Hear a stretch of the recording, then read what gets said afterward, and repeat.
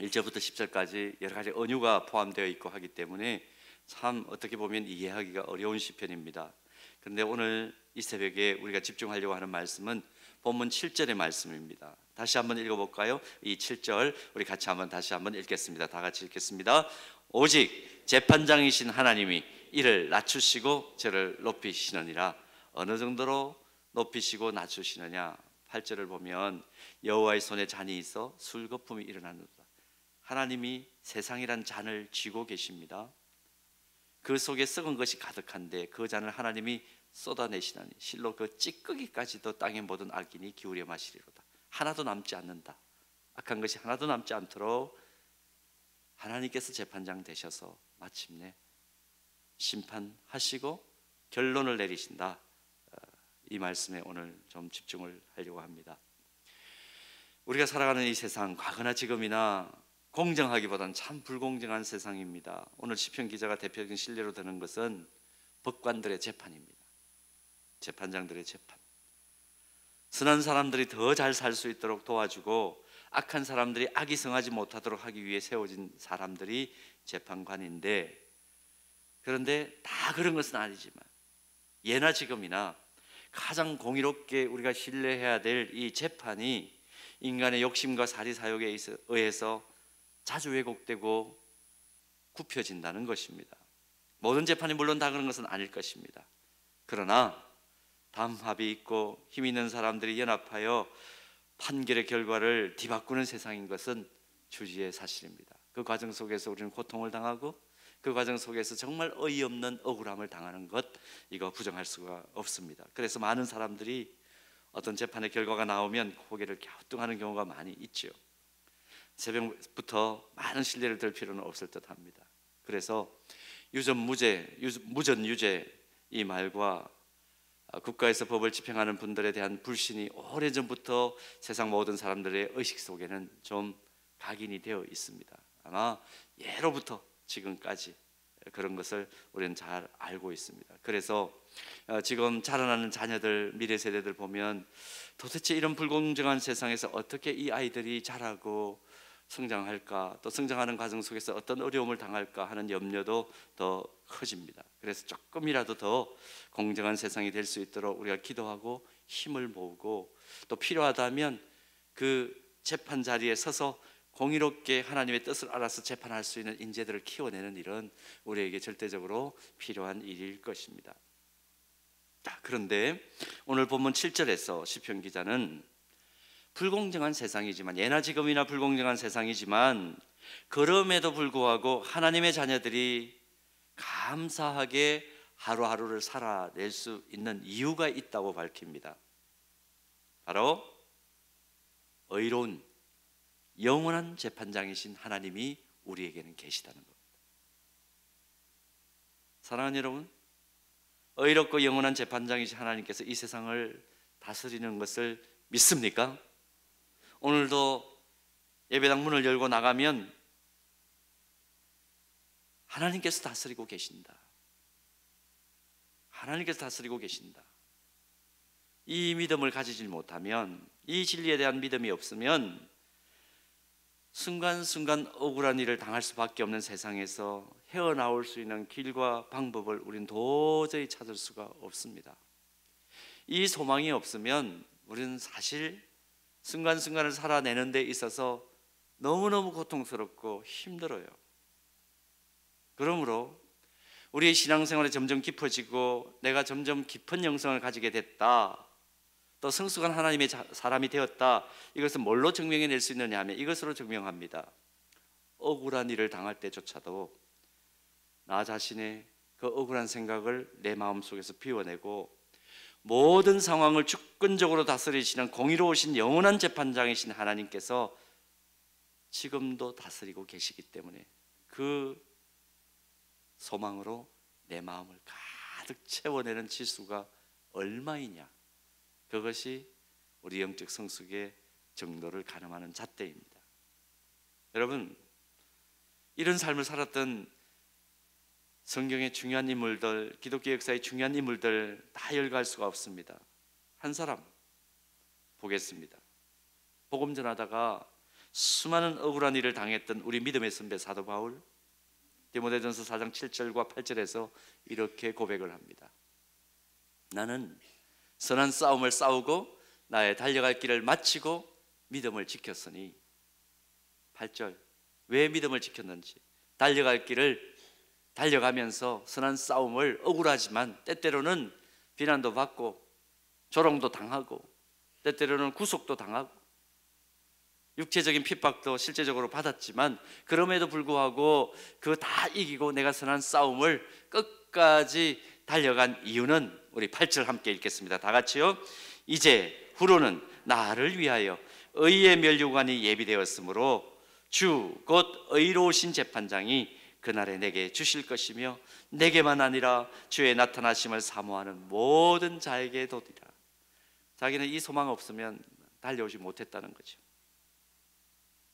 시편 기자는 오늘 우리에게 오직 공의로우신 재판장이신 하나님의 주권적인 다스리심을 기억하면서 불의한 세상 속에서 순간순간을 소망 가운데 살아가라, 그렇게 하나님의 자녀들에게 요청합니다. 그렇다면 이 요청 앞에, 오늘 우리가 본문을 열어놓고 이 요청 앞에 써 있는데 구체적으로 어떻게 살라는 겁니까? 하는 질문을 던질 수가 있죠. 오늘 말씀을 통해서 확인해 보기를 원합니다. 첫 번째는 하나님의 때를 바라보고 살아가는 것, 그것이 의로우신 재판장, 영원한 재판장이신 하나님을 믿으며 사는 사람의 구체적인 태도입니다. 하나님의 때가 있다, 하나님의 정하신 때가 있다. 악하고 무질서하고 진실과 정의를 왜곡시키는 것에 대한 의분을 우리가 가지고 살지만, 그러나 그 속에서도 잊지 말아야 될 것, 하나님의 때가 있다, 하나님의 손대시는 때가 있다. 여러분, 이것 없으면 우리 마음이 얼마나 많이 무너집니까? 저녁마다 가만히 생각을 해보면, 밤에 잠을 잘 때 생각하면 너무 억울해요.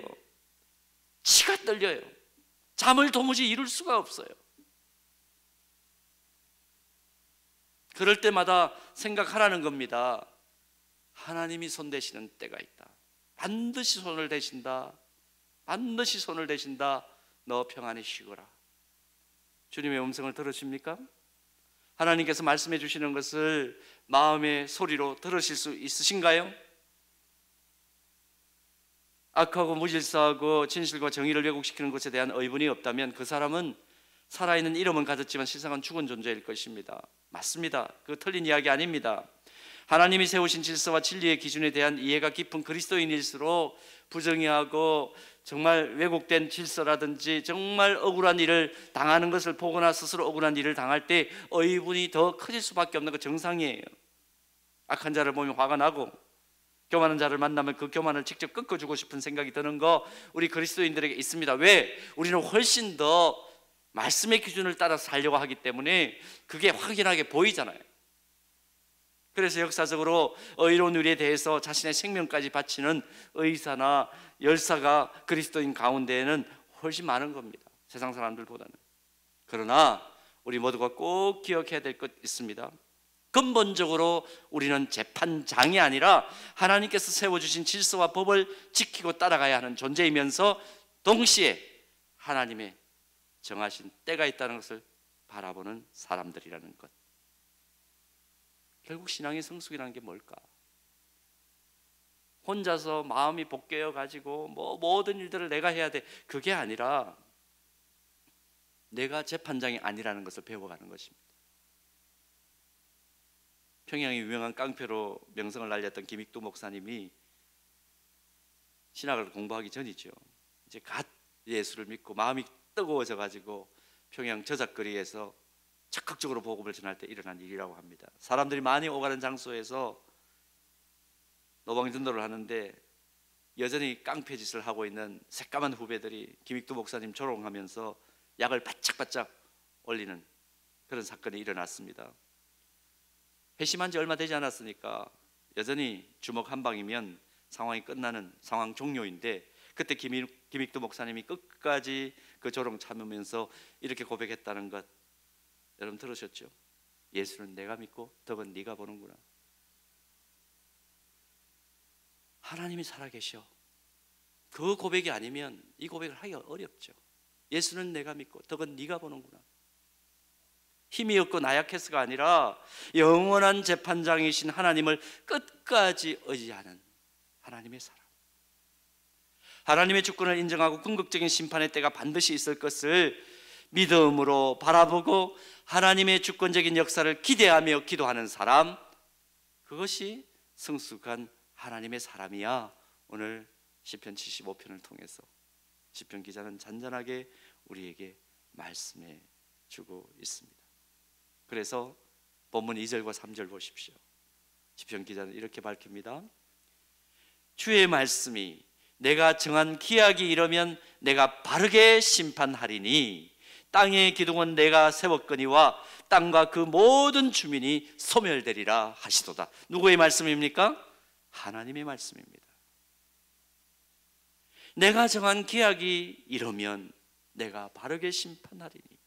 여러분, 오늘 이 새벽에 이 하나님의 말씀이 쟁쟁하게 들리기를 소원합니다. 모든 일에 하나님의 정하신 때가 있다는 겁니다. 세상 만물의 주권을 가지신 하나님께서 가장 적절한 때에 공의와 정의의 다림줄을 가지고 척도를 가지고 기준을 가지고 올바르게 악한 자들을 심판하시고 끝까지 인내한 하나님의 자녀들에게는 복을 주실 것이야. 오늘 시편을 통해서 이 놀라운 진리를 다시 한번 확인하는 겁니다. 신약 성경을 보면 그래서 오래 참음, 인내를 뜻하는 단어가 여러 번 등장하는데 두 가지 종류가 등장을 합니다. 하나는 마크로디미아라는 단어인데 이것은 악한 사람과의 관계 안에서의 인내와 오래 참음을 말할 때에 마크로디미아라는 단어를 씁니다.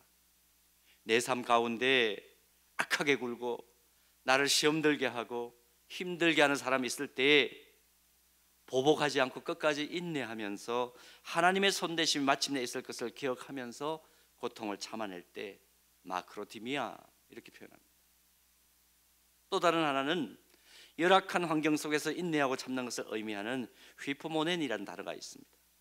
경제적으로 극심한 어려움을 겪는다든지 건강에 어려움이 왔다든지 환경의 재난 가운데에서도 참고 인내해야 된다든지 이런 모습을 가질 때 휘프모넨이라는 단어를 사용을 합니다. 중요한 것은 인간관계로부터 오는 어려움이든지 환경으로부터 오는 어려움이든지 하나님의 사람에게 절대적으로 필요한 것은 뭐냐 하면 의로우신 영원한 재판장이신 하나님께서 그 모든 것을 해결할 때가 있다는 것을 소망 중에 바라보는 것입니다. 길이 참고 인내하는 거룩한 습관을 가지는 거다. 여러분, 이 사실을 히브리서 기자는 히브리서 12장 2절에서 이렇게 표현을 합니다. 히브리서 12장 2절 우리 함께 다 같이 읽겠습니다. 믿음의 주요 또 온전하게 하시는 이인 예수를 바라보자.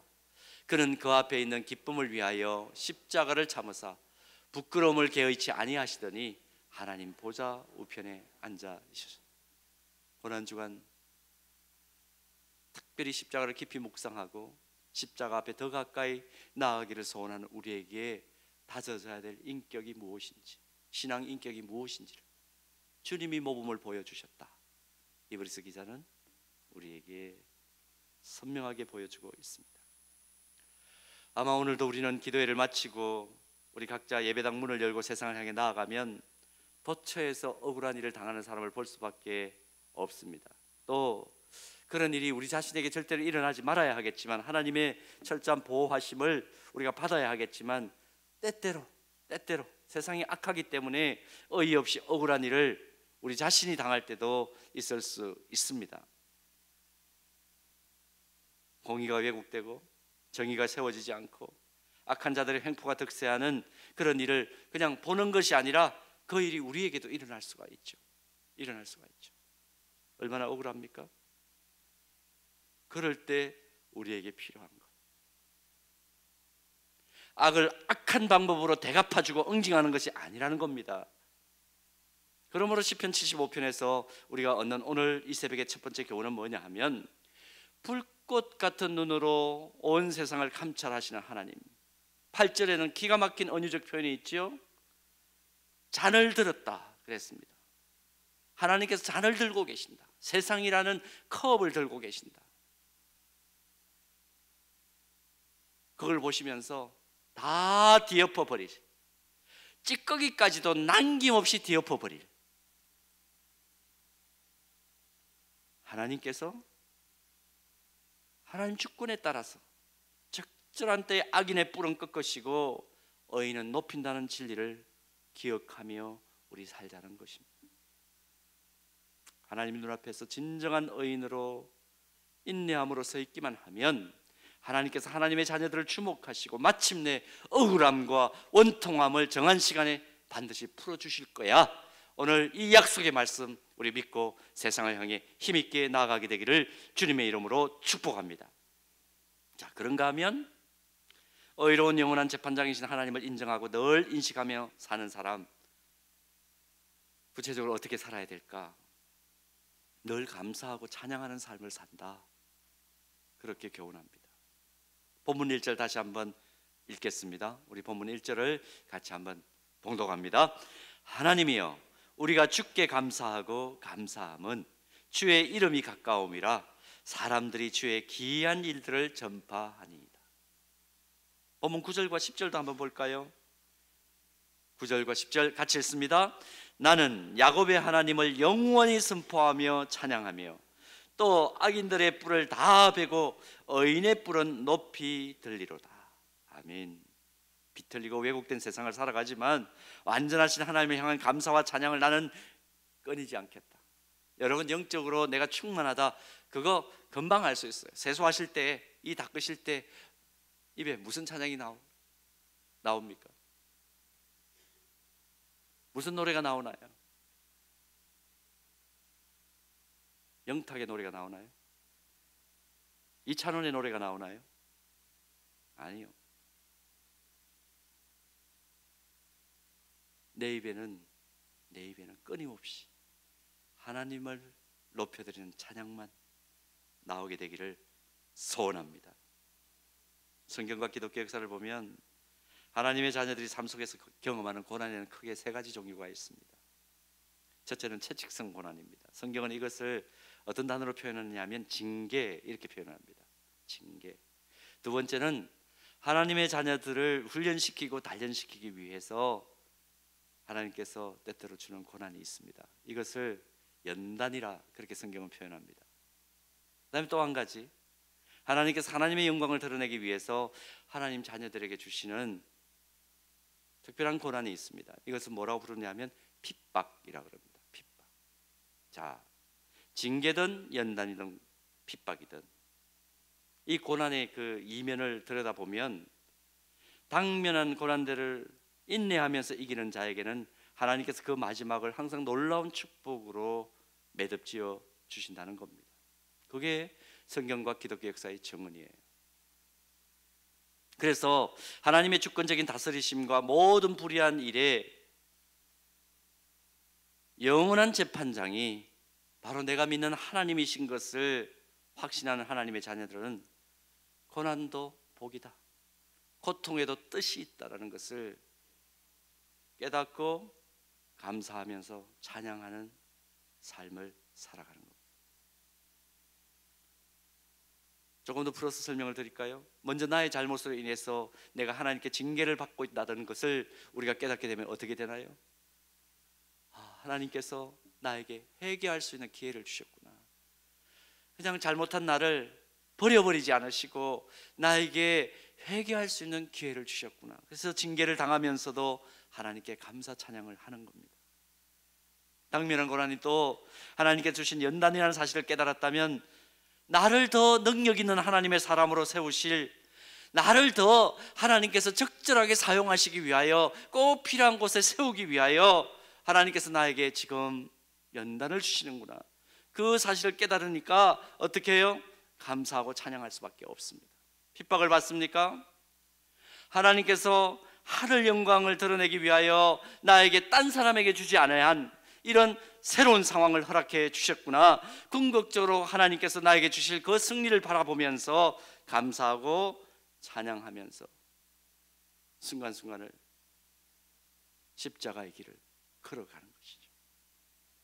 사랑하는 여러분, 지금 어떤 악한 것들의 강력한 도전 앞에서 마음 아파하면서 눈물 흘리고 있으신가요? 우리가 날마다 회개하고 인내하며 하나님께서 허락하신 그 십자가의 길을 뚜벅뚜벅 걸어가면서 하나님의 때를 기다리고 감사한다면 궁극적으로 하나님께서 영광 받으시고 본문 10절에 기록된 또 악인들의 뿔을 다 베고 의인의 뿔은 높이 들리로다. 악인들의 뿔은, 그 솟아오른 교만한 자고하는 것들은 다 베어버리시고 마침내 의인의 뿔은 높이 들어주신다는 이 약속의 말씀이 우리 삶에 성취될 줄로 믿습니다.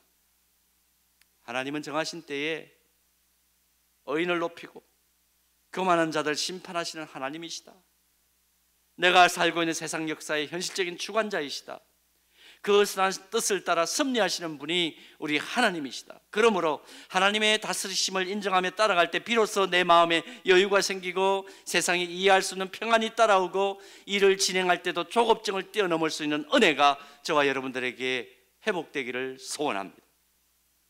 오늘 본문 5절 말씀으로 붙던 본문 7절 말씀은 세우기도 하시고 낮추기도 하시는 분이 온 세계의 재판장이신 하나님이시라 그렇게 교훈했습니다. 하나님은 자신이 정하신 기한과 시간을 따라 일하시는 하나님이십니다. 우리는 한치 앞 1분 1초도 내다보지 못하는 제한된 생각을 가지고 있습니다. 때때로는 너무 빠른 것 같고 때때로는 너무 더딘 것 같이 그렇게 하나님의 때가 느껴질 때가 있습니다. 그러나 하나님의 시간표는 정확하시다. 조금도 늦거나 빠르지 않으시다. 그러므로 하나님의 때를 신뢰하며 기다리는 성숙한 하나님의 자녀, 그래서 진정한 평안과 하나님 주시는 복을 누릴 만한 하나님의 사람, 그런 사람으로 이 새벽 다시 한번 영적인 토대가 견고하게 다져지게 되기를 주님의 이름으로 축복합니다. 사도 바울은 일찍이 이 영적인 원리를 깨닫고 빌립보서 1장 6절에서 이렇게 고백하죠. 빌립보서 1장 6절 제가 읽겠습니다. 너희 안에서 착한 일을 시작하시니가 그리스도 예수의 날까지 이루실 줄을 우리는 확신하노라. 몰라요? 잘 모르겠어요. 언제 하나님의 때가 임할는지는 모르겠어요. 그러나 분명한 것은 하나님의 때는 있다는 것입니다. 그래서 바울은 고백합니다. 너희 안에서 착한 일을 시작하시니가 그리스도 예수의 날까지, 그 예수의 날이 언제인지는 모르지만 반드시 이루어진다. 너희들이 품고 있는 비전, 너희들이 가지고 있는 꿈을 꾸면서 기도하는 그 기도의 내용들 하나님께서 반드시 이루실 줄을 우리가 확신하며 순간순간을 살아내자. 바울은 오늘 우리에게 그렇게 권면을 합니다. 오늘도 우리는 하루를 시작했습니다. 이 하루 동안 내가 모든 것을 하는 것 같아도 궁극적으로 내 삶을 완성하시는 분은 영원한 재판장이신 하나님이신 줄을 믿습니까? 이 진리를 믿으면 불필요한 조급증도 내려놓을 수 있고 내 힘으로 모든 것을 해야 한다는 압박감도 내려놓을 수 있습니다. 그러면 좀 무거운 짐이 벗겨져요. 여러분, 오늘 이 새벽 기도하는 가운데 하나님, 그렇습니다. 내가 모든 것을 하는 줄 알았는데 궁극적으로 내 삶을 완성하시는 분은 하나님이신 것을 내가 깨닫고 하나님께서 붙잡으시기를 내가 고백합니다. 기도합니다. 인도하여 주옵소서. 그렇게 기도할 때에 하나님께서 우리가 걸머진 그 짐을 모두 벗겨내어 주시는 은혜를 오늘 경험하고 세상을 향해 나아가실 수 있기를 축복합니다. 어제 새벽에 기도에 마치고 나가는데 까치가 깍깍깍 울더라고요. 그 새들 소리를 들으면서 그런 갑자기 깨달음을 받았어요. 아, 저 새들 날개가 때때로 무겁고 힘들 텐데 그렇다고 날개가 무겁고 힘들다고 날개를 다 떼버리지는 않겠구나. 왜요? 날개를 떼면 더 이상 날 수 없기 때문입니다. 자동차 엔진 무게 무겁죠. 아무리 무거워도 자동차 구실을 제대로 하려면 엔진 떼어내버리지 않습니다. 비행기도 마찬가지 아닌가요? 날개가 아무리 무거워도 그것을 없애버리면 비행기의 역할을 못하는 거죠. 여러분, 오늘 생활 중에 여러 가지 일들을 만날 것입니다. 우리에게 때때로는 하나님 말씀의 기준으로 살아간다는 것이 거추장스러울 때가 있어요. 하나님 언제까지 인내하라는 겁니까? 언제까지 기다리라는 겁니까? 그래서 나 하나님 앞에 서 있지 않고 그냥 내 옛날 생활로 돌아갈래요. 그리고 피하시겠습니까? 결과는 어떻게 될까요?